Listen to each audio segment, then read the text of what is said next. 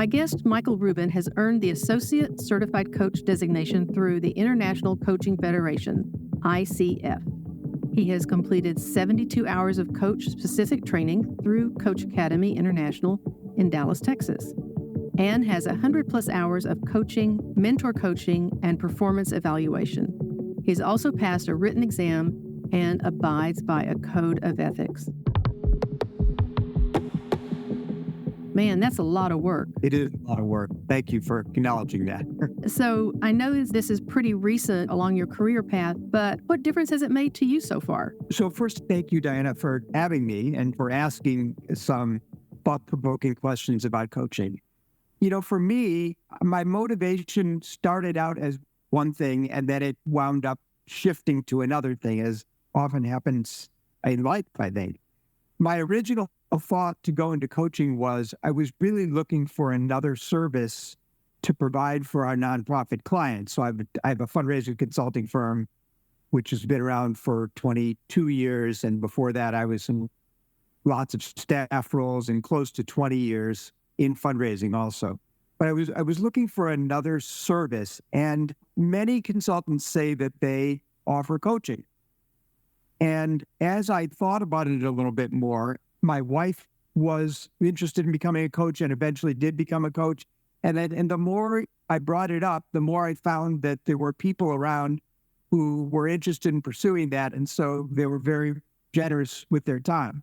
And my thought was to provide another service for our nonprofit clients. What I found out as I explored it more was it's really a service and a skill that can be used in any arena, not just in the nonprofit arena. And it's really for people who need some accountability or they need some help in getting to their goals, in setting their goals and achieving their goals, but they somehow get stuck along the way. And lots of people, even professional athletes, need coaches for help in those areas. So the more I got into it, the more I was intrigued by it. And the other thing that I found is I think you really have to want to help people genuinely deep down. And it's not so much about the money or the fees or anything else. You have to know what your purpose is. And that ties into coaching a lot for me. So you talked a little bit about it, and like you said, many consultants will say they're coaches. You know, maybe they just coach based on their own experience, but there's certainly a lot more to it, as your credentialing has proven. But my question is, what is coaching? What does that really mean? I mean, you're not out on a football field. What is coaching? That is a really good and key question. So the premise behind coaching, at least as the International Coaching Federation defines it, is that as the coach, I'm not the expert. You are the expert. You're the expert of you. And the coach's role is not so much to tell anybody what to do or shove them in a particular direction or even suggest things, but it's really meant to be like a guide or a facilitator to give you the help to get you to where you want to go. And that comes through a specific process of interaction, a partnership, and a trust, really, that encourages both figuring out what your goals are and how you're going to achieve those goals and what might be getting in your way. And so my goal is not to tell anybody what to do. You have all the resources and all the intelligence and all the knowledge to be able to set your own goals and solve your own issues. But sometimes we just get stuck. We get in our own way. And so I think that is the pure definition of coaching, different than consulting. What do you mean by that? I thought they were kind of like related. Yeah, they can be a little bit related, but again, in pure coaching, you wouldn't want to tell people the answer. And it's because the premise is you have all the intelligence and the resources to get to where you want to go. And so it's really empowering for the person being coached. In consulting, it's a little different. People hire consultants. There's all kinds of consultants. In our case, we're both fundraising consultants. But why do people hire consultants? For lots of reasons. They hire them because they have lots of experience. They can save them time. They can maybe save them money, we hope. And they're oftentimes looking for, they don't want to get into the whole process. They just want to say, all right, I have a problem. You've seen this situation 20 times. So give me your best recommendation or tell us how to go about solving this problem. Or maybe we'll give you 3 choices or 2 choices, depending on what your situation is. So it's a little different mindset than just straight coaching. As a matter of fact, what I learned through the process is the more knowledge that you have in a particular industry or area, the more screwed up you can get because you're shoving information or telling them to do something. And that's not what the essence of the whole thing is about. So it really took some discipline, because you do this too. We're kind of hardwired in to solve the problem, find the answer. And that is not what coaching is. If you start to solve the problem, then you're not empowering the person being coached to get to where they want to go themselves. So it's a different mindset, and it just forces you to be such a good listener. I think it helps in our consulting too, because, you got to shut up and listen. So I like that part of it. And it's still an ongoing learning process for me because I catch myself talking too much and not listening. Can you give us an example of a goal that someone said they wanted to achieve and how you coach them toward fulfilling that goal? I'll give you an example of somebody that I was coaching recently who is also a chief development officer. So I had fundraising professional at her organization, which is a school. So I recognized when we first started working with each other that, of course, I have a lot of knowledge in that area. So there were times when I did go back and forth a little bit between coaching and consulting. One of her issues was, it gets lonely at the top sometimes. Do you want to talk about issues with your boss? You have to be very comfortable and very trusting. You want somebody who does have some knowledge in the area, but also isn't going to, dictate the answer. And one of the things that she said, she has no time to think. And that could mean strategically about work, but it also could mean family and lots of other things. And what was getting in her way? She's just running, too busy, doing all the time. So, I asked in a series of questions, well, why is that important to you? What do you want to do with that? What do you want to do with that think time? How will you feel if you've done this? Let's say you decide to do it once a week for a couple of hours. How will you feel at the end? It's almost like imagining the ideal situation. We tend to get in our own way so much because we think of all the reasons why we can't do things. And so you have to get them to imagine what the ideal outcome might be and what it feels like, sounds like, looks like, depending on how they process information. And so I helped her carve out a morning, starting with one morning per month. And she not only envisioned which day of the week it would be, but what time of day was her best thinking time, where exactly would be, the exact right coffee shop where she knew she would be in the right environment and also not bothered by people. And then she actually started doing it and reported back to me, like how it felt, how it went, what she accomplished. It was quite liberating for her. It seems like so simple, but sometimes you just need some accountability and help to do those kinds of things. That's a great example. Yeah. And I think that people who will be listening will say, yeah, how did she do that? So that's a really solid example. And by the way, that had nothing to do with fundraising, even though we share that knowledge. Right. So you talked about going into coaching and you said initially it was to offer another service for your clients through your business. I feel like there's probably another answer to that question, something that was more specific to Michael Rubin about going down this path of becoming a certified coach. You could call yourself a coach and not be certified. So what took you down this really arduous path of training and certification? I think I was thinking about a few things. One of them was, if anybody can say they're a coach, what does that really mean? And if I was going to go through the process and learn about the discipline of coaching, then I might as well go all the way and do a really good job of it. And I think that my potential coaching clients would appreciate the difference. And so I think it's something that would set me apart from other people. Now I also understand that there are, I think I read recently, there's something like 26,000 accredited coaches around the world, not just in the U.S., through the International Coaching Federation. So I felt like that would be all worthwhile, and I really believe it was. The thing that took the most time, other than doing all the classroom training, which was just a week straight and it was done, was getting 100 paid hours of coaching experience, because I had to work that in with my fundraising consulting practice. And it just took a while to do. But I also think that was good, because that experience is just invaluable. It really is. And so I managed to get a few people to help me out. And I hope I also helped them out as well.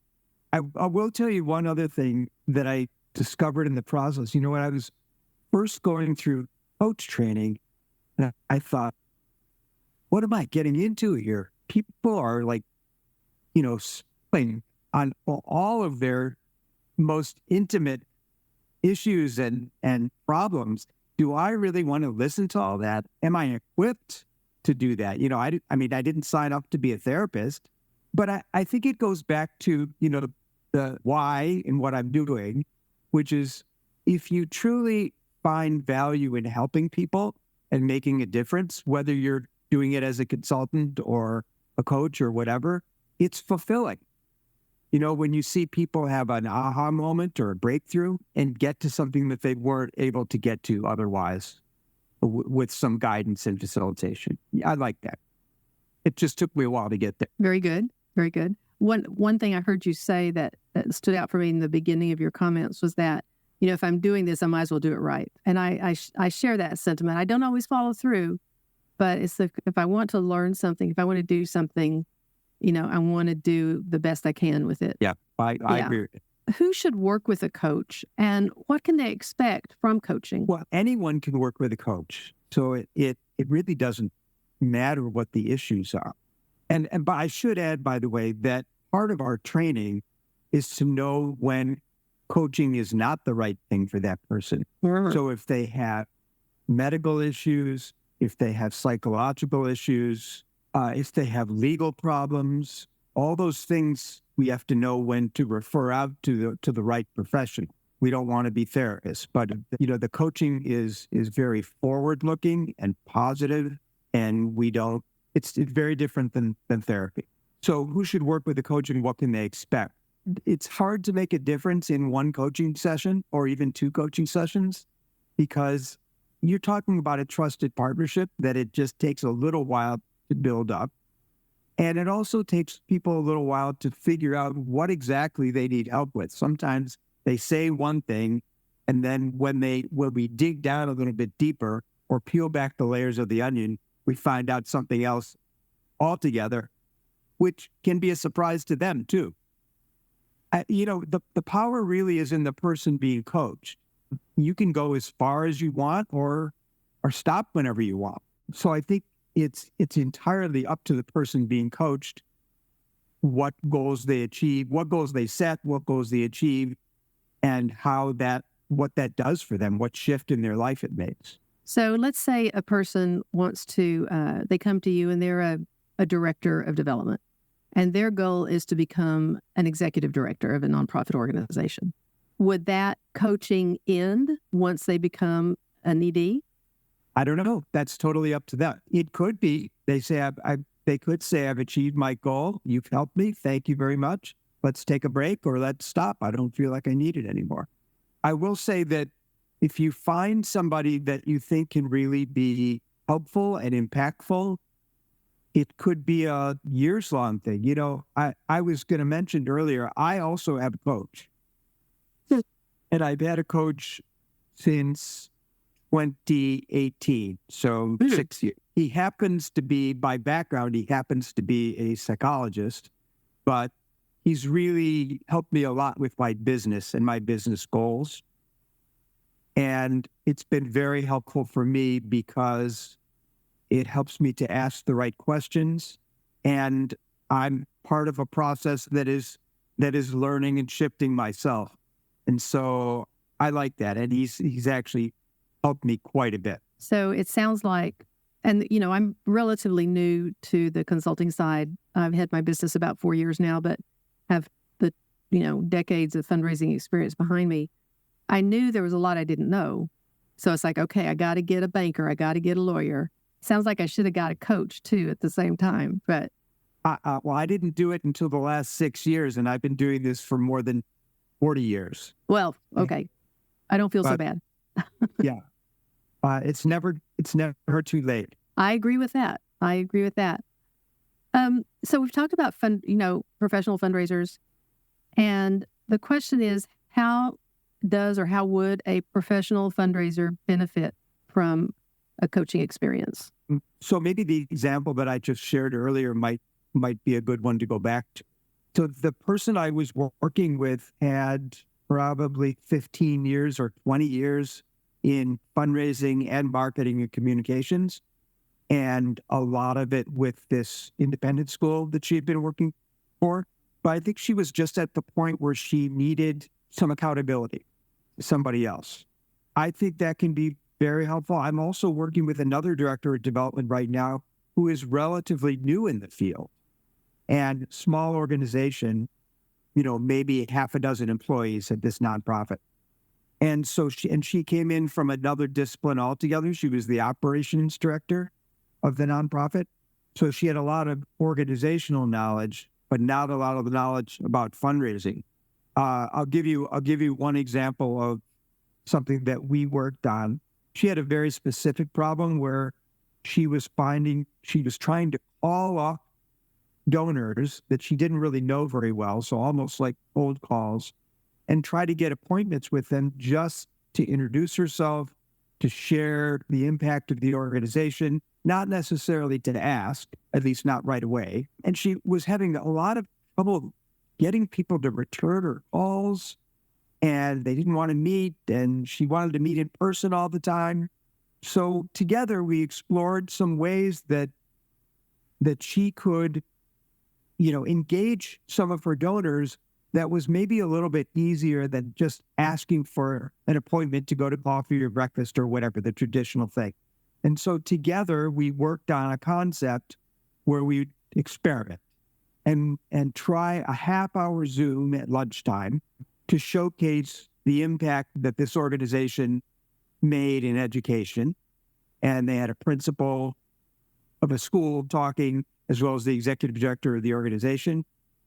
You could do it at lunchtime. You could do it at your desk. It didn't require you to go anywhere. It was over in 30 minutes.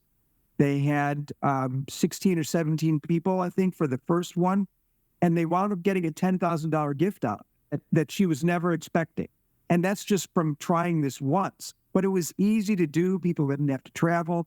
So she wound up getting to 17 people, and she got a $10,000 gift. I wouldn't necessarily expect it, but she didn't have enough fundraising knowledge to be able to, give herself the grace to try something new or to go out of the box a little bit. And she really came up with that. Yeah. But the questions that I asked are, so one thing isn't working. What are some other ways that you think you could engage people that may not be in person, but it might be easier for them to start out with, or smaller bites or whatever? And I asked many more questions than that, but she really came up with the answer. That's a great example. Yeah. And she was, of course, thrilled. Like, it makes you want to do more of that. So yeah, it was a great moment. Really was. So it's again, what I'm hearing is that, as you were saying earlier, that anyone really can benefit from coaching, and we have the answers within ourselves anyway. We just need that guide to help find those answers by asking the right questions. So we know everybody can benefit, and we know fundraisers need all the help they can get anyway. What if your organization can't or won't pay for coaching? What choices does an individual have who understands the benefit and wants to do it, but they don't have the support of their organization? Yeah, that's a very good question. There's a few things you could do. One is some coaches will do some pro bono work, or even reduced fee work. And I think you just have to check with that coach. In my particular case, and I think I'd look at it this way for really all of consulting. I say, this is what we think you need. This is the service we think you need. This is the fee. And sometimes they will come back to us and say, I really love what you do. I think we would be a great fit, but we can't afford X. And if I feel like they're aligned with, my personal mission or our firm's mission in another case, then I might back off a little bit, because it's such a pleasure to work with people who are aligned. It's very fulfilling. So I think that's one option. One other thought that I had is organizations often have professional development budgets, and that's really what this is. Sometimes we don't think of this as professional development because we think of it as going to a conference or going to a lunch or doing a webinar or something. But that could also be an option. I would have never anticipated this when I first made the decision to go into coaching, but COVID changed a lot of things for a lot of people, for a lot of employees. We've all heard, about the Great Resignation, and many organizations, nonprofit organizations, are having trouble retaining people in general, especially fundraising professionals, which is a whole other layer of it. And they're looking for ways to, keep them in the fold that don't really cost that much or aren't like a 20% raise in salary. So, providing that benefit may be a nice way to retain people. I mean, they could pay for it out of their own pocket too. I have had some people pay for it out of their own pocket, or the organization said, we'll pay for the first 10 sessions. And after that, if you like the service, you want to continue it, you'll have to pick it up on your own. And I have had some of that too. So may not be the answer, the first answer they want to hear, but it is an option. One of the people I really looked up to in my early fundraising years told me that she paid for her own professional development. She paid her own AFP dues. She paid for getting her CFRE accreditation. And she said that she felt that's, she was responsible for that. She was the one benefiting from that, and she was financially able to, pay for that. And that gave the different nonprofits she worked for the opportunity to provide those benefits to someone else. So I've taken that through the years and have felt the obligation to pay for my own professional development along the way. So I don't think I'm unique in that. I think, some people really embrace that idea and feel like, sure, some nonprofits can pay for it, but some can't. But that doesn't mean that you, the individual, should not receive those benefits and learn from that experience. Yeah, I think in coaching, we would say that that's a self-limiting behavior. Like if you're going to let that get in your way, why did you explore what the options are first before you don't even take that first step because you think, well, my employer's not going to pay for it, so that's it. Not going to even check it out. Exactly. You've given us a couple of examples, but I want to ask you again about, I guess, client stories, for lack of a better phrase. What is the most common story you've heard from your coaching clients? I mean, is there a universal theme? Yeah, and it's so different. Everybody is so different. But I would say one thing I hear in one way or another is that I really want to do this, but I'm just stuck. I can't get out of my own way, or I can't think about it clearly, or I can't even set aside the time to give it the right thought and reflection. And so that's why I'm coming to somebody else for some help and accountability. The other one that I often hear is, so this is a little more generic version, is I don't even know where I want to go. I can't even set my own goals. And sometimes that can be symptomatic of some other things, but it's very important in coaching to be able to help your client set a crisp, achievable goal that's within your power, that's positive and forward-looking. If you set a goal and you say, what I really want to do is find the solution for world peace, and that's the ultimate example. My teacher would call that boiling the ocean, by the way. It's so massive that, like, how could you possibly make a dent in it? So we really try to get those goals into something that is within their control, positive, forward-looking. I keep having to repeat that to myself almost every time, because that's one of the most difficult things about helping somebody. Seems like a simple thing, but it isn't in actuality. I know how that can feel. I mean, again, not unique in that. Having set a goal, a really big goal for me, 20-something years ago, and achieving that, it was like, oh, I've arrived, and really didn't have any substantial goals for maybe even 10 years after that. And it took me that long to realize I didn't have any more goals and I was stuck. So achieving those goals can maybe sometimes get in your way of setting other goals. Yeah, that's a revelation. Good. Really good. It is. You mentioned a little while ago about the Great Resignation. I think maybe we're at the tail end of that. Maybe. I don't know. But in your experience, are people happy or fulfilled with their work now? It's a very interesting question. And I wouldn't hold myself out as the expert in this area, but I can tell you just from working with a lot of our clients, look, we see lots of situations where people are unhappy because they were put into a situation to begin with, a fundraising situation, where the goals were not reasonable. They were not set up for success. And there's all kinds of red flags, and I'm sure you see them too in your work. But when somebody tells me that the board and the administrative team did their budget for the year, and they said, this is a $2 million budget, and we've accounted for 3/4 of it through tuition in the case of the school. So whatever's left over, the other 25%, we'll just have Diana raise that, or Diana and her team. It's a terrible way to set somebody up for success. It's based on nothing.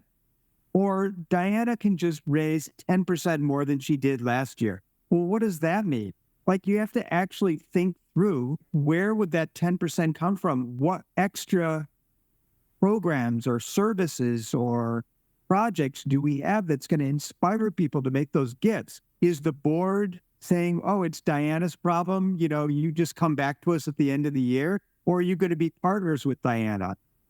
And you're going to really help identify people, make connections, help solicit, all the things that board members should be doing. Do I have a supportive, chief executive officer or executive director?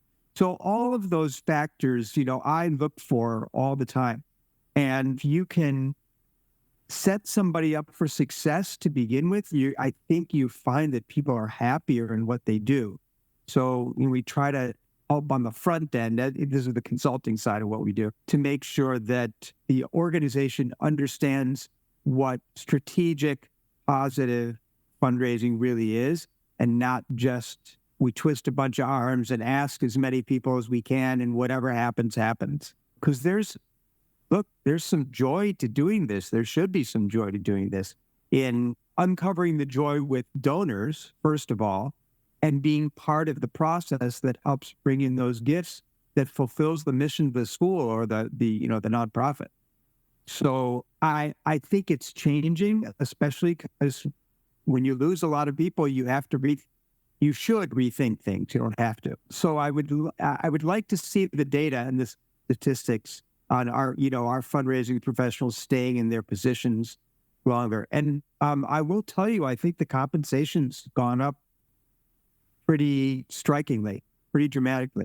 I've been involved as a volunteer, so a former board chair of a school, where we just hired a search consultant to get a new director of development in, and I was blown away at what the market rate was for a position like this. Like, I couldn't believe how high it was. So you would think that would be attracting better candidates. That's good for the profession. So I'm seeing some, these are probably anecdotal changes. I would love to see the data to see if people are staying in their positions more. The last I saw, it was under 2 years, on average for a position, which is in a relationship-based field, it's terrible. Right. The figure I saw, which hasn't changed. I mean, this was pre-COVID as well, that an average fundraising person, whether you're a development director or other level, was 18 months. Yeah. And like I said, that doesn't really work in building and sustaining those relationships for the organization. Yeah. So I'm going to shift a little bit because I know you also do some public speaking and some other, webinars and so forth. So when you give a talk like that, when you're talking to a group, what is your message to them as far as in the coaching arena? When I talk about coaching, I ask people to think carefully about what they want more of in their lives and how they might move forward in areas that maybe are not so comfortable for them. And the message that we talked about a little bit earlier, which is it's completely in your power to make those changes. You have all the knowledge, you have all the resources in order to make changes, to set your own goals and get to where you want to go. And that can be very enlightening and empowering people. How do you help people move to the next level in their career or maybe change careers?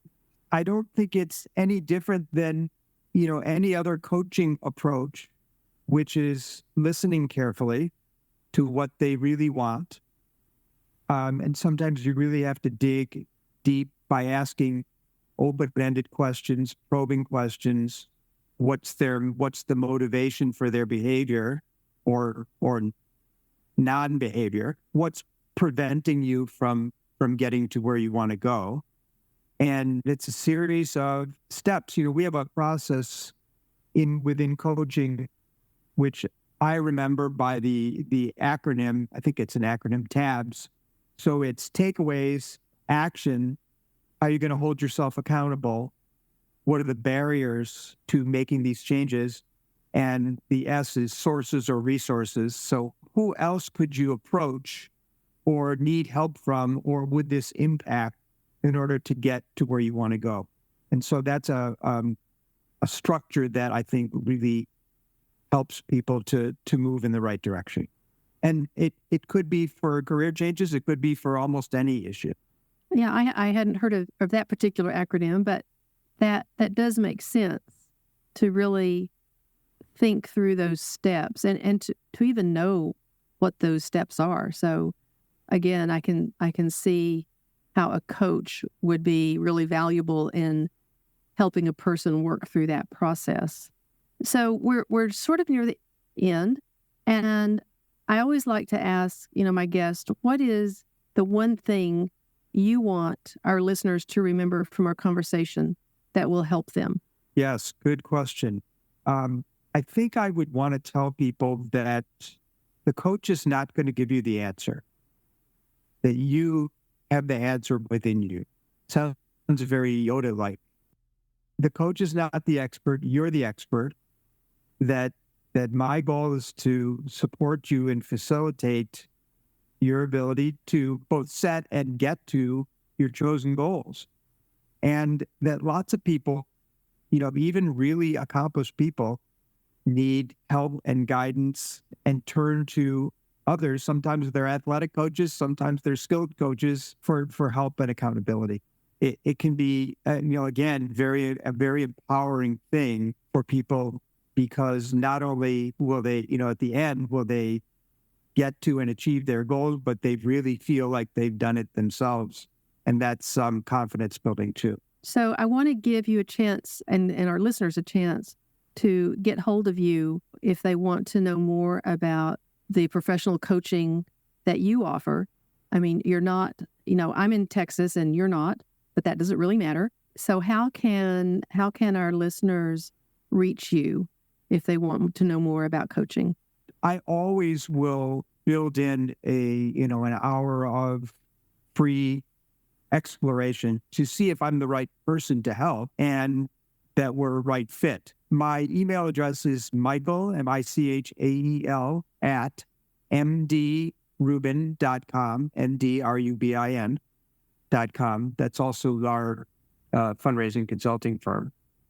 And maybe that's the best way to reach out, and happy to schedule a consultation. And by the way, I work with people locally in person, and I work with people from all over the country via Zoom or phone, whatever is preferred. I always prefer to be in person with somebody, but if we can't do that, Zoom and Teams and other platforms work very nicely, and nobody has to travel anywhere. Great.